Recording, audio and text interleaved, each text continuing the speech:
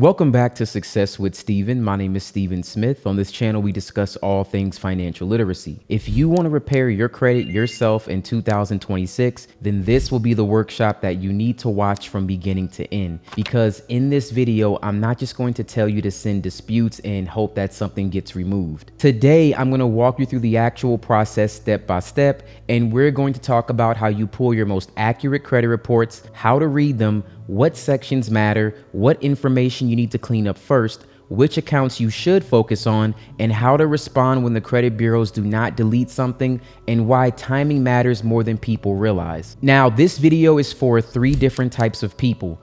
First, this will be for the person with bad credit or a low credit score. I would say someone with a credit score of around 580 or lower than that. Second, this will be for the person who has a decent credit score, maybe let's say around a 640 to a 680, but they know that there are still things that they can work on or things on their credit report that might be holding them back right now. And third, this is for the person who already has good credit, but they want to tighten everything up before they apply for a house, a car, business funding, a credit card, or a major financial product. Because here's the truth, credit repair is not just about getting a higher credit score. Credit repair is about cleaning up your credit profile so that lenders can look at you and say, this person is low risk. That is the goal. And I want you to treat this like a class, because if you take this seriously, this can be the difference between being stuck with bad credit all year and finally building a profile that actually gives you leverage. Now, without further ado, let's get right into the video. The first thing you need to do before you send one dispute letter, before you file one complaint,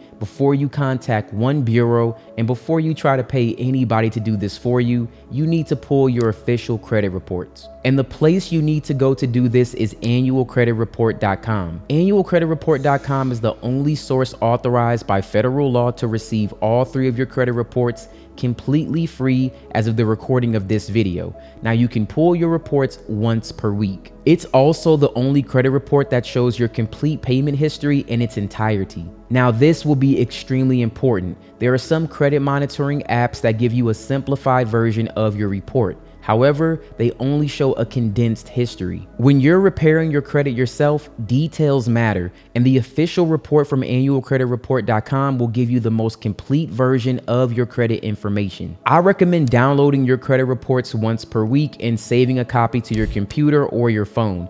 And the reason why this matters is because your credit report will change throughout the dispute process. Once the bureaus update your report, you cannot go back and pull that previous version again. And one of the most overlooked responses that can lead to a deletion in the 3rd or 4th round is when the bureaus update or change something on your credit report. Depending on what actually changed, that update can create a new dispute opportunity. The reason is because of how dispute processes actually work and how the bureaus process your disputes through systems like eOscar and automated review tools. When accounts are updated, clerical errors can happen all the time. Dates can change, balances can change, statuses can change, and many times those updates are not accurate. And if something on your report is inaccurate, incomplete, unverifiable, or misleading, you have the right to challenge it. This is why I always recommend getting a copy of your official credit report and saving it. You need a record in time. You need a snapshot of what your report looked like before the bureaus made these changes. And when it comes to filing official complaints, escalating your disputes, or challenging inaccurate reporting, proof is everything. Now, the other tool I recommend that you use for the dispute process will be Rising.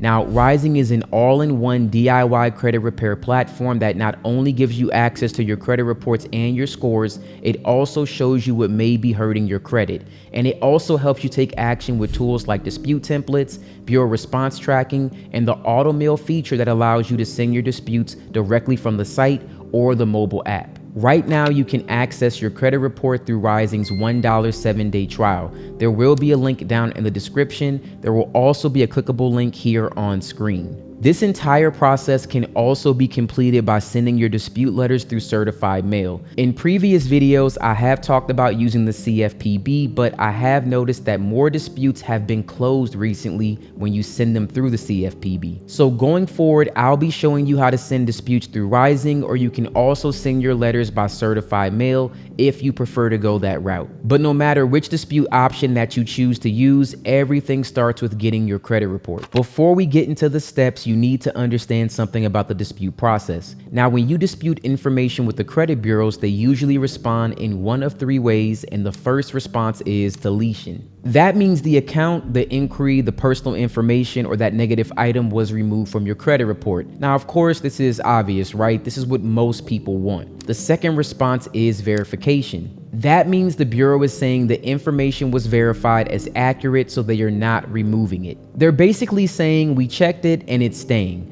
Now, the third response is an update. Now, the bureaus may say that they updated the account, like corrected some information. Maybe they changed a status or a date or a balance or a remark, or they adjusted some part of your credit report. Most people see that and get discouraged because the item was not deleted. But this is where you have to start thinking differently. When they update information, that can help you create your next dispute. Because if they change something and the new information is wrong, incomplete, inconsistent, or different across the bureaus, that can give you another issue that you can actually challenge. When the bureaus respond, don't just look to see whether or not the item was deleted, look to see what actually changed. For this process, I want you to think of DIY credit repair in 6 parts. Now, the first part after getting your credit report is correcting your personal information.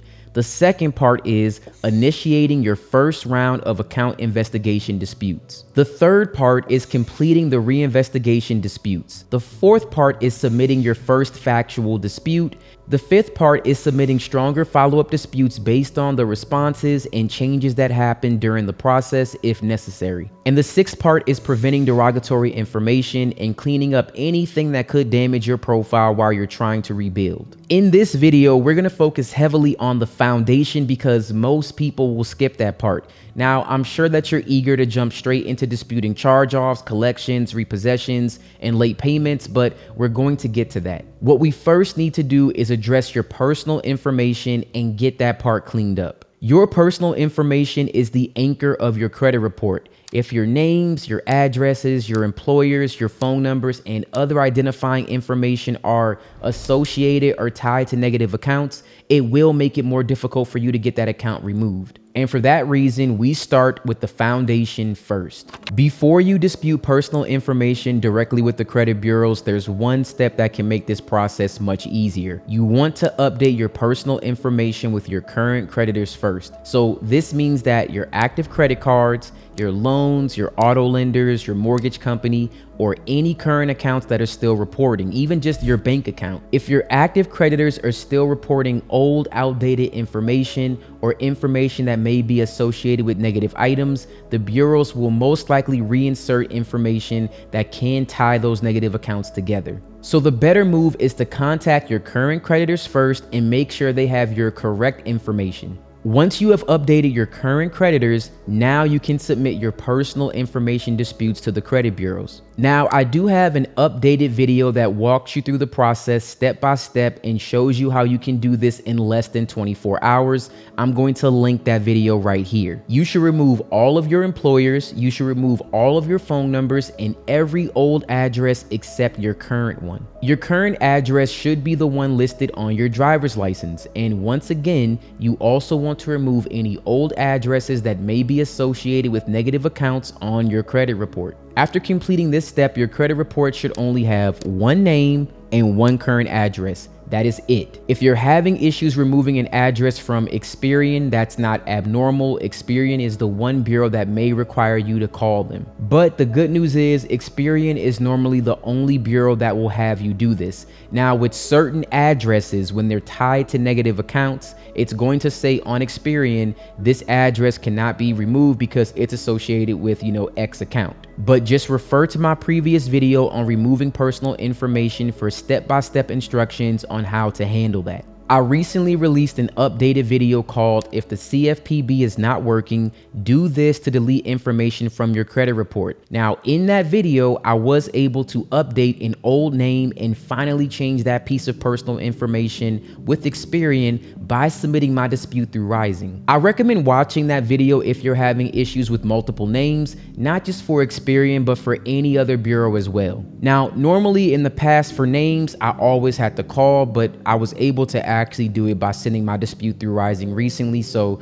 I would suggest that you try that and see if it works for you too. While this may sound like a lot, in my personal experience, you should be able to remove, I would say, 95% of old personal information in about 24 hours. Once your personal information is handled, the next step is understanding the structure of your credit report.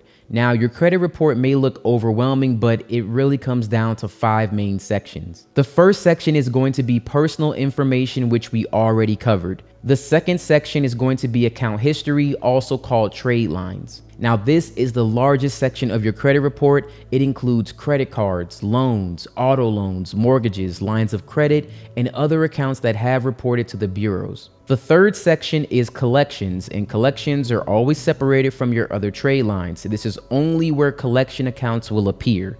Now, the fourth section is going to be public records. Now, this is where you might see things like a bankruptcy. In the past, this section could include like judgments, tax liens, but for most consumers, the main public record you may be dealing with is bankruptcy. The fifth section is inquiries, and this includes hard inquiries and soft inquiries. Now, hard inquiries can affect your score and they can be seen by lenders. Soft inquiries do not affect your score, and usually they're only visible to you, but they can still tell an important story. For example, you may see soft inquiries from collection companies right before they put a collection on your credit report or any previous creditors. That's just something to take note of if it may be happening to you. Now, if you are seeing those inquiries, I would definitely check out my LexisNexis removal video. You want to make sure that you remove all old personal information. That way, if they can't tie the information to you, they will not be able to report that collection account on your credit report, so you can stop that from happening. Also, if you remove a collection and it gets reinserted because it was sold to another company, that will also stop that from happening. Once you understand these sections, the report becomes so much easier for you to read, and now we can move into account review. So at this stage, you're not just disputing, you are identifying. This is where you want to go through your report and highlight any negative accounts. Now, if you're using Rising will usually highlight all of these accounts for you. A negative account is not just any closed account. A closed account that was paid on time and closed in good standing can still help your credit history. You're looking for accounts that are hurting your credit profile, starting with collections. Any account in the collection section is negative by default. This could be a medical collection, a utility collection, or one for telecommunications or credit cards, or a third-party debt collector. Next, identify charge-offs. A charge-off means the creditor gave up on collecting that account and wrote it off as a loss. Now, this account is closed and cannot be reopened. A charge-off normally stays with the original creditor. However, it may be sold or transferred to a collection agency. So that means you can sometimes have the original charge-off and a collection account tied to the same debt. You want to look for terms like charged off, or it'll say CO, profit and loss, bad debt, or transfer to recovery. Next, identify late payments. You want to highlight accounts with 90-day lates or worse because they can heavily damage your score and lender confidence. Then you want to highlight repossessions and foreclosures. Now, a repossession does not only apply to cars, it can apply to rental accounts, it can apply to furniture, it can also show just repossession language. If the account remark says repossession, then highlight that.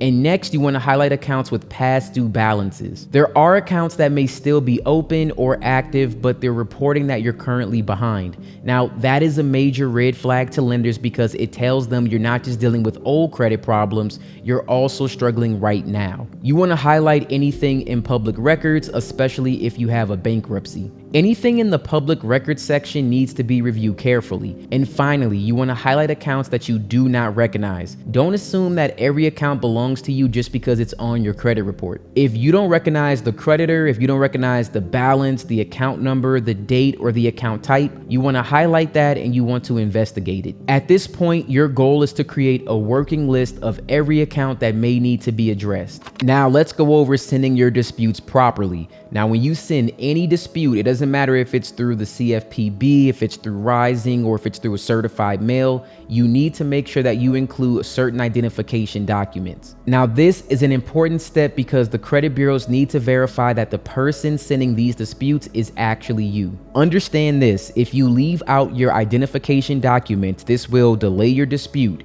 They may reject it, or they'll respond asking you to send additional proof of identity. That will waste your time when you're repairing your credit, and you want to remove as many delays as possible. This is a well-known stall tactic. It happens all the time. So just send your identification documents. First, you need a driver's license or a state-issued identification card. You can also use a passport, but it should be a photo ID. Ideally, this ID will show your current address. If the ID is outdated or the address is old, you need to get that information updated. And this probably goes without saying, but you don't want to send your actual ID. You want to send a copy, like scan it or take a picture of it. Second, you should include a clear copy or picture of your social security card. Now, this will help confirm your identity and connect your disputes to the correct file. If for whatever reason you don't have this, you can also send like a scan or a picture of your birth certificate. Finally, you need proof of your current address. Your proof of address can be a utility bill such as your water bill, your gas bill, electric bill,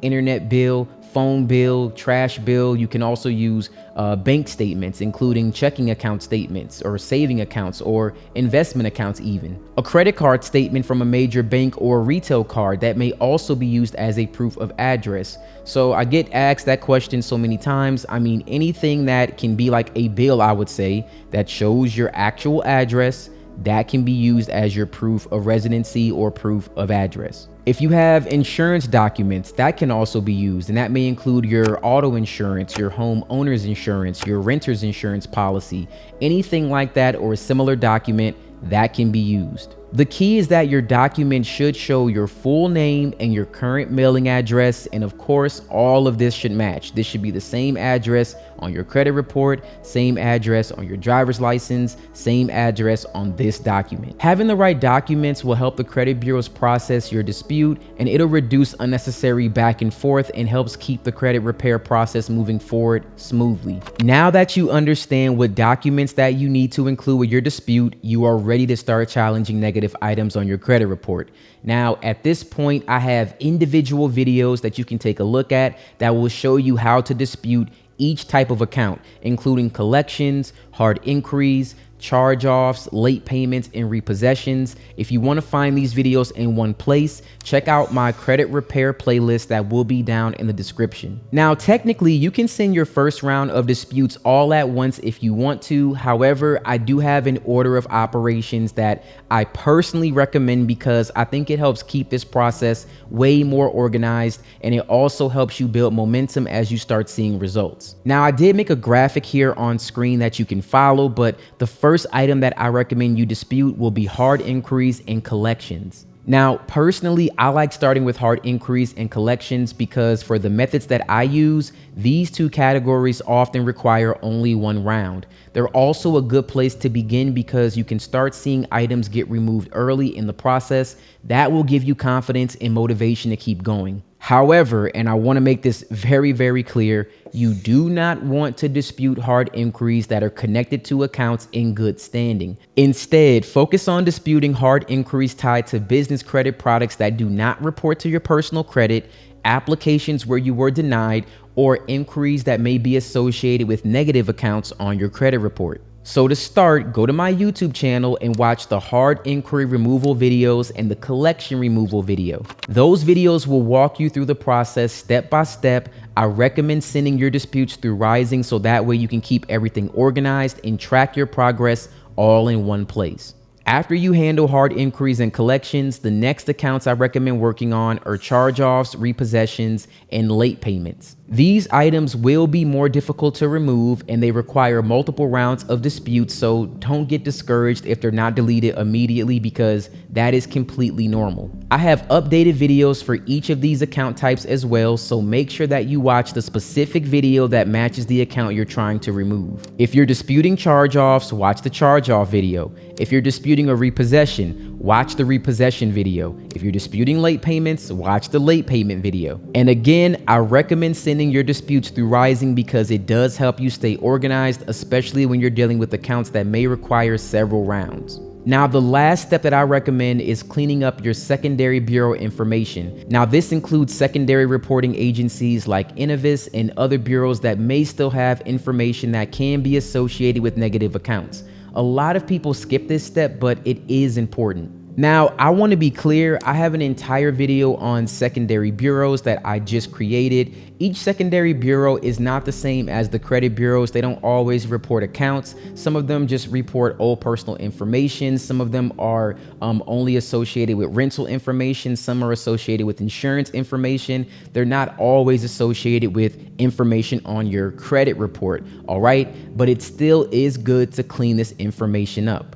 However, with certain secondary bureaus for information reporting purposes, they can help reduce the chance of collections, charge-offs, or other negative items being reinserted onto your credit report later, like LexisNexis and Innovis, simply because with LexisNexis, people pull that information to help verify who you are. Now, if it's gone or it's deleted from LexisNexis and they can't verify that that information matches your credit report, a lot of that information can't be reinserted. So that's just one example. Same thing with Innovis. So once you have worked through your main credit bureau disputes with Experian, Equifax, and TransUnion, I recommend ending your credit repair process by addressing secondary bureaus. That will be the final cleanup step that helps protect the progress that you made and gives you a stronger foundation moving forward. I want to thank you guys so much for watching this video. If you made it this far, you already know this is not a 5-minute process, but it is doable. You don't need to be a lawyer. You just need to understand your credit report, and you don't need to pay thousands of dollars to start cleaning up your credit profile. However, you do need to be serious. You need to get organized, and you need to follow the steps. And you need to understand that every response from the bureaus will tell you what to do next. If they delete it, great. If they verify it, review how they verified and prepare for your next round. If they update it, compare the update against your old report and see if the new reporting created a brand new issue. That is how you repair your credit yourself in 2026. So if you found value in this video, make sure that you like the video, subscribe to the channel, and turn on notifications, because I'm going to give you step-by-step strategies on how to fix your credit, build your credit profile, and put yourself in a position to get approvals. And remember, the goal is not just to have a higher credit score. The goal is to have leverage, and the goal is to have options. So start with step 1 today and pull your official credit reports, save them, review them, and begin this process. Once again, I want to thank you guys so much for watching this video. I truly appreciate it, and you guys have a wonderful day.